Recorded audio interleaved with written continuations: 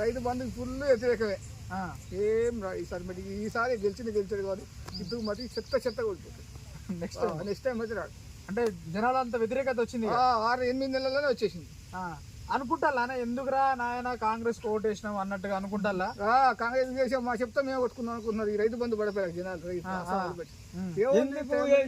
ఎందుకు వేసాము అనే సమస్య వచ్చేప్పటికే అన్ని మీకు డబ్బులు ఇస్తాను, చక్కని పరిపాలన చేస్తాను అని చెప్పి అన్నాడు. జనాలకు ఆశ పుట్టింది, మూమెంట్ లో ఆశ పుట్టింది. సరే మార్పు కావాలని ఆశ పుట్టింది, జనాలు వేసారు. సరే ఒకసారి అయితే చూద్దాం అనుకున్నారు ప్రజలంతా, తెలంగాణ రాష్ట్ర ప్రజలంతా ఒకసారి చూద్దాం అనుకుంటే చూపించాడు. నాకు ఒక్కసారి సినిమా చూపించాడు. ఆయన ఏదైనా సినిమా చూపించాడు జనానికి కూడా. పలానా టైం మీద వేస్తా నీకు రైతు బంధు అన్నాడు. ఏది ఇంతమందికి వస్తే అయితే ఏమన్నా నాట్లెట్ ఏమున్నది కానీ ఇచ్చేందుకు ఇవ్వదు. అరే 500కి యాసంగి పంట రాగానే యాసంగి పంట డిసెంబర్